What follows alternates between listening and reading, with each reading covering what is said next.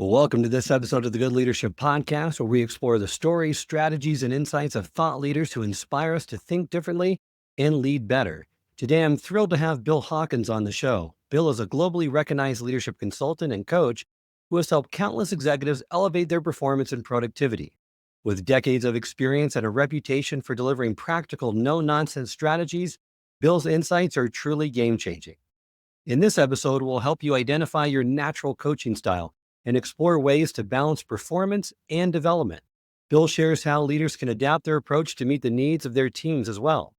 Plus, we'll tackle the challenges like coaching employees through burnout, avoiding common coaching mistakes, and differentiating between mentoring and coaching. So grab a notebook because this episode is brimming with actionable advice that you can start using today to foster greater engagement, growth, and long-term success. Let's dive in. Welcome to the Good Leadership Podcast, where we explore the stories, strategies, and insights of thought leaders who inspire us to think differently and lead better. Through candid conversations and expert perspectives, we dive into the challenges, breakthroughs, and practical lessons that shape exceptional leadership. Well, when it comes to developing high-potential employees, what are some of the key coaching strategies to help them transition from being individual contributors to leaders? Because that's a huge jump. And I hear this a lot from leaders to say, now they're being graded by a different metric. It's almost like a bait and switch. I got promoted to this position because of my individual skills. Now I'm being judged and graded based on my people skills, of which I have very little or haven't had enough training on. What a great question. And in too many organizations, nobody ever tells the person that got promoted what you just told. You're absolutely right. Most people get promoted because they did a great job as an individual contributor. And most times when you get promoted, not always, but most times when you get promoted into a position of managing people, and you move from, you used to be successful because of the way you planned, you organized, and your work ethic and the way you went about doing business. And what you quickly discover once you've got people working for you is they don't plan the way you did. They don't organize the way you did. And some of them don't even have a work ethic with the way you did. And some of these people have problems at home. They've got health problems, they've got family problems, and you've got to manage productivity, okay, through all of this, right? And one of the key distinguishing characteristics that I talk to people about, okay, is that every time you get promoted, the criteria between being, yeah, you did okay, and you were very successful is going to change. And your very first promotion is, can you manage people? Okay? Can you deal with poor performers? Can you identify the talents and skills that need to be developed in these people? Okay? Can you motivate them? Can you get them to work as a team? All of these people things come into play for the first promotion. Then you get promoted a second time. Frequently, now you've got people working for you who have people working for them. What I typically tell the people I'm coaching is, once again, there are three things that distinguish, yeah, you did a good job, to you were a great middle manager. And the first thing that middle managers need to give up, okay, is that idea that they are technical masters of what they used to do 2 jobs ago, because you're not. Okay, there are people in this organization who know how to do that better than you do now because they do it every day and you don't. Give up the idea that you have technical mastery. Okay? Secondly, learn. There are 2 things left in the managing people arena that may still be important to you. One, how much direction do you provide your people? If you provide too much, you're micromanaging. If you don't provide enough, you're leaving them floundering. You've got to figure out how much direction do each of your people need, okay, where it's not too much, it's not too little, it's just enough for them to be effective. And lastly, you have to become a creative problem solver. Now, what I mean by that is those problems that you had as an individual contributor, those problems that you had as a first line manager, they seemed tough, didn't they? Looking back, not so tough. The problems that you get in middle management are difficult, and you have to learn that you can't approach them with the same old, same old. You need to learn to be creative in middle management. That is what is going to distinguish you from the crowd. And finally, you get promoted to senior management in your organization. You got to be strategic. You've got to learn to, and this is one of the things that in my coaching practice, I end up talking to people about. Because early in your career, you know what you're rewarded for? Being tactical. Early in your career, you're rewarded for solving problems, for getting the job done, okay? For your nose to the grindstone. And once you get to senior management, you've got to learn to look over the horizon, put the pieces of the puzzle together, and deal with it in a strategic way. Okay. And sometimes even people who are naturally strategic, that's been beaten out of them in individual contributor and first line management. Okay. But you got to learn to be strategic. Next, you got to learn to handle ambiguity. Okay. By the time you get to senior leadership, all of the decisions that you need to make are going to be difficult. And you won't have enough information. I wish I could count the number of times I've heard seniors tell me, senior leaderships people tell me, I have to make a decision on this and I don't have enough information to make that decision. Okay, that is going to happen to you invariably. So learn to make decisions without enough information, okay, and deal with the ambiguity in those situations. And lastly, recognize when problems are too big. Too big for what? One person. There are times where you need to put one person on this project. If I put a team on it, it's going to feel bureaucratic. Okay? What I do is I put Charles on this. He knows what to do. He'll figure it out. He'll make this happen. That's the most effective thing I can do. There will be other times where this is not a one-person problem. I need to put a team on this and learn the difference between the two. That'll distinguish you at senior level. So you're kind of, the answer to your question is it varies at each level of management. And frequently, leaders aren't told what the rules are at each level. Great question. That's some powerful strategies for leadership growth. I like how you break it down by leadership level because I agree with you. At those transitioning into being a people manager, they have a micro manager focus. They don't delegate enough. But when you get into those senior ranks, you're right. It's all about being strategic and not so operational. And it's hard to get leaders to get out of the weeds and look at it at different perspectives, at different heights, to be more strategic in their thinking. So great insights, Bill. Thank you. Now let's look at some of the practical tools leaders can use to make their own coaching even more impactful. And one of those tools you advocate is the 6-question coaching process for seasoned employees. Could you walk us through that approach and how it drives engagement and productivity? Happy to do it. And the reason why I like it so much is it's time effective. Okay. At this point in my career, I mostly coach very senior level people, and there aren't enough hours in the day to do what they need to get done. And on top of that, they get feedback that a lot of these companies have engagement surveys, they have employee opinion surveys, right? And they find out that the people who are working for them could use a little bit more attention. And the good ones among them go, oh, I know they do, but there just aren't enough hours in the day. And I go, you are in luck. I have got a tool for you that sucks up very little time and is going to tackle every one of those issues. And it's called the 6-question technique. And my most successful story on this was a CEO of a company in New York. The CEO lived in Connecticut, okay, which was about a 45-minute drive. And what he did, he traveled internationally. The people on his team from an employee opinion survey gave him reasonably low scores in terms of describing big picture for them, exactly what the organization was doing. How did they fit into this? Were they getting any kind of coaching or development for their own personal careers? They felt abandoned and lost, if I can be so bold as to say that. And he said, I can do better. So what he did was he came up with this idea of he took a limo into work every day, kind of showed up at his house about 6:45 a.m. And he said, I'll tell you, I've got this 45-minute drive, okay? What I'll do is I'll have one of my employees in the car at 6:45 a.m., okay? And we can do all this 6-question stuff on the way into work. Now, I wish I could have told you that I said, what a great idea to him. What I actually said was, well, most of your employees actually live in Manhattan, right?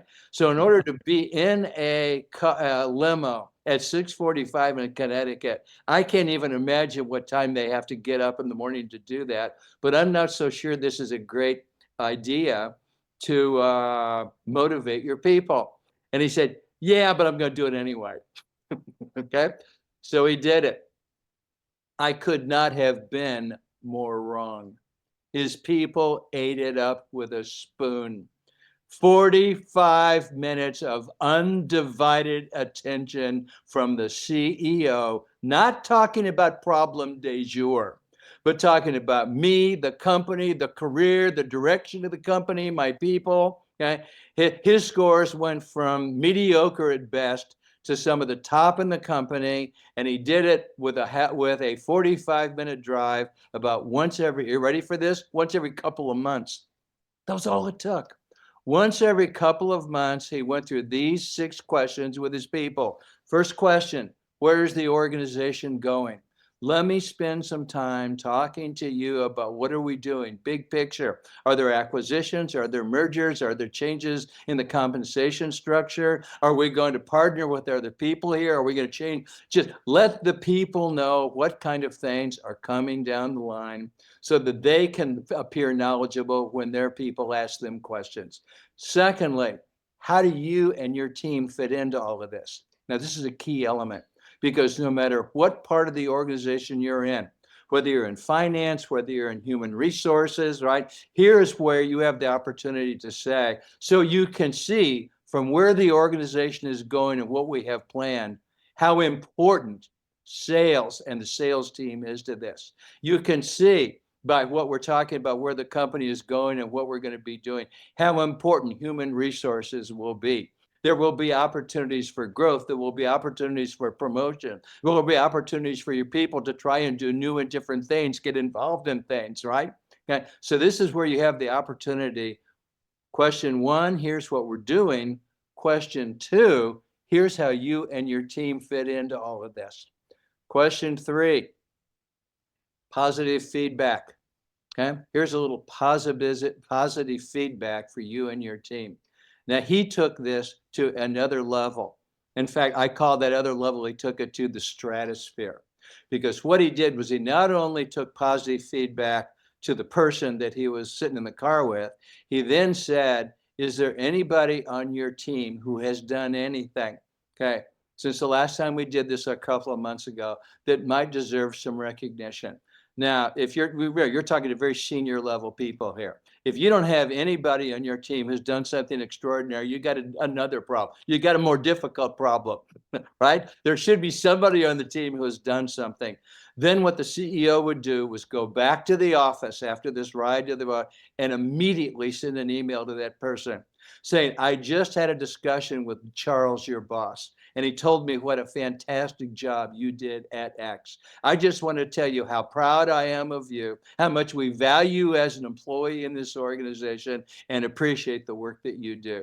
How long did that take him to do that? Seconds, right? What did it mean to the person? This is one of those emails you keep in a file, right? Okay, forever. And intuitively, what does this person think of their boss now? My boss just told the CEO what a great job I'm doing. Gee, my boss is pretty cool. Okay. So what the CEO managed to do was recognize and reward people in the organization and make their direct reports look good. Okay. Item 4, what can I do better? Okay. What can you do better? Statistically, 20% of people are actually motivated by the boss telling them what can they do to improve. Okay. So let the person know even though all these things are going wonderfully, what can you personally do to improve? Okay. And then give ideas on what to do. Okay. Then item number 5, how can I help you do that? Okay. On the item that you pick to improve, what is it that I can do to maybe help you improve in this area? And then the very last question of the 6, what can I personally do to be a more effective leader in this organization? Right? 6 questions. The CEO took 45 minutes. I've had people tell me they can complete all 6 of these in 20 minutes. Are you willing to donate 20 minutes every month or two to make your people feel recognized, rewarded, engaged, and up to date on everything the organization is doing? Okay? It's a wonderful tool. And you're right, these conversations ensure that employees feel appreciated, informed, and respected. And you have another great tool called the Feed Forward tool. That's another fascinating concept that you champion. How can leaders effectively integrate this tool into their coaching conversations to focus on future development rather than past mistakes? You got it. And in fact, I kind of alluded to this when I was talking about what do you do when people have run into trouble. So this feed forward can be a great tool for coaching people who maybe have run into trouble. It could be a great tool for managing those burned out people, okay, who need some problem solving. So it's a great tool for coaching. It's also a great tool for development, right? Is that one of the most important skills that leaders need is the ability to provide feedback to their people. And yet research after research after research shows we don't do enough of it. We don't provide enough positive feedback, and Lord knows we don't provide enough constructive feedback. And in fact, if a lot of people were raised like I was, my father used to say to me, Bill, if you don't have something good to say about somebody, and I bet you can finish that, just Don't say don't anything at all. say anything at all, right? And now we find ourselves, okay, as a leader in an organization where we do have to tell people their performance needs improvement, and it's difficult. It's against my personal values, okay? So what people do is we delay, we procrastinate, okay, hoping people will get better, we won't have to deal with this, and people don't like giving feedback. Feed forward, on the other hand, seems to be, I have done this with, between this Marshall guy and I, we've done this with over 50,000 people. And at the end of having them practice this, okay, we ask the crowd, well, what was that like?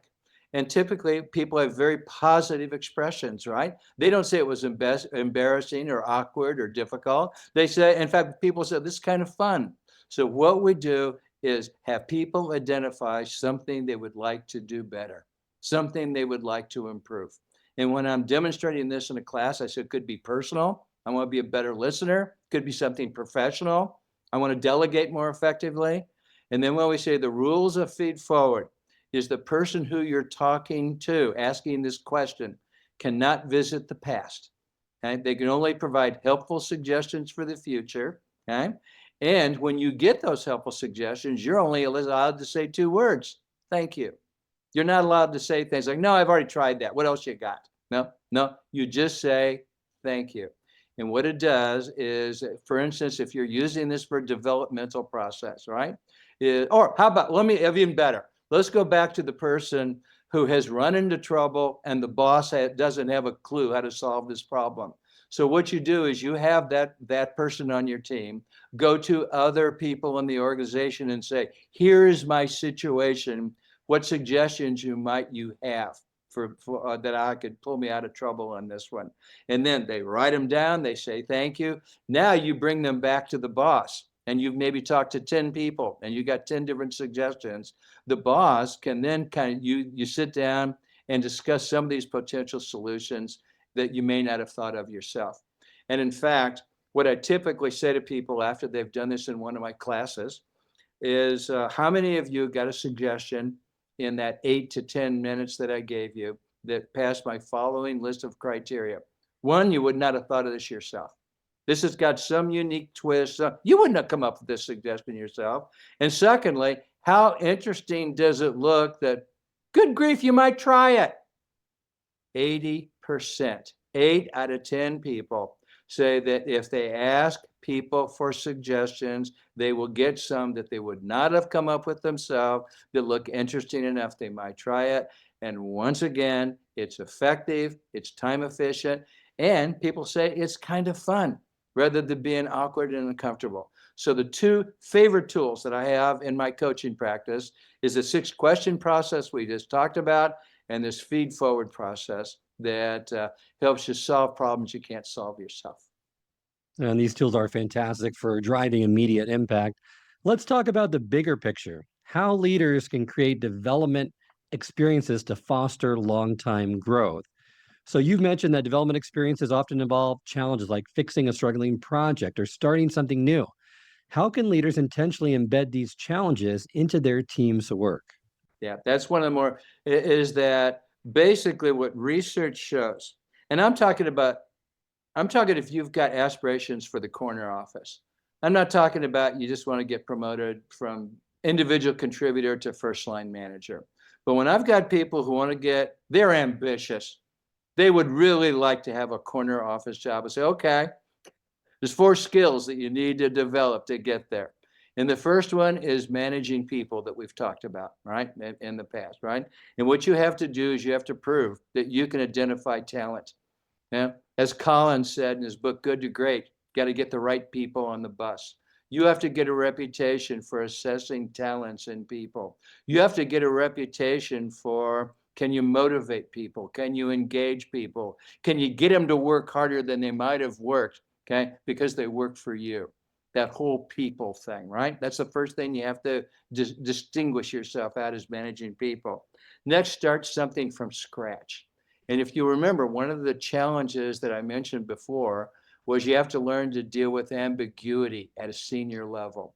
How do you get people prepared to deal with ambiguity if they haven't had to deal with ambiguity? Well, start something from scratch. It doesn't have to be something big. It can be working in a new location. It can be a new product, a new team, a new thing. But get them working with something new where they don't have all the information that they need. They don't have all the resources that they need. Okay? And they have to make decisions without enough information, right? Start something from scratch, and it can be something little. It can even be a team, but something they haven't done before.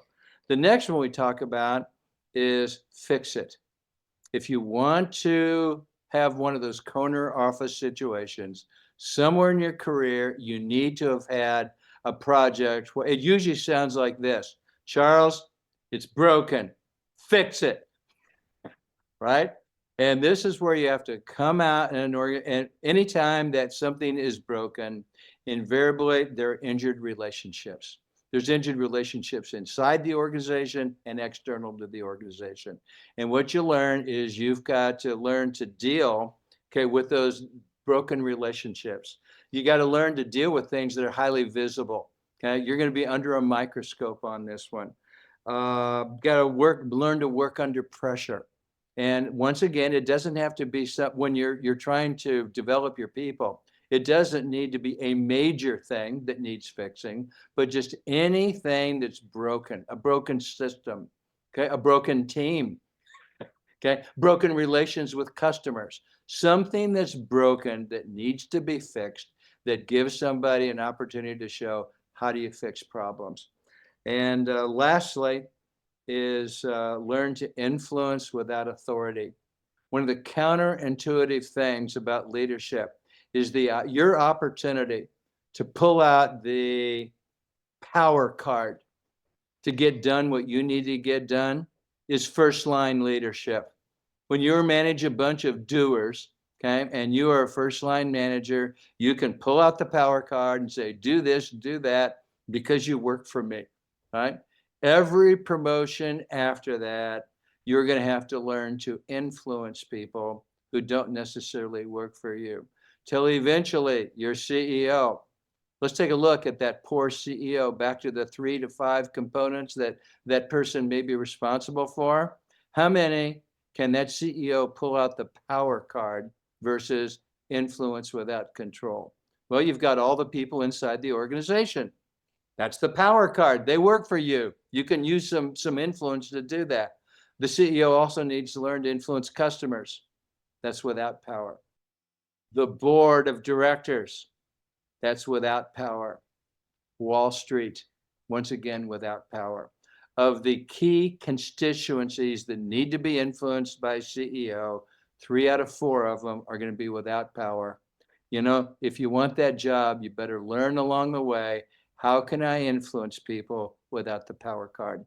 Okay? And it doesn't have to be big projects, but it has to be but it has to be projects that are oriented toward influencing without power, fix something, okay, that's going to be put pressure on people and be highly visible, and start something from scratch that's going to require making decisions without enough information and dealing with ambiguity.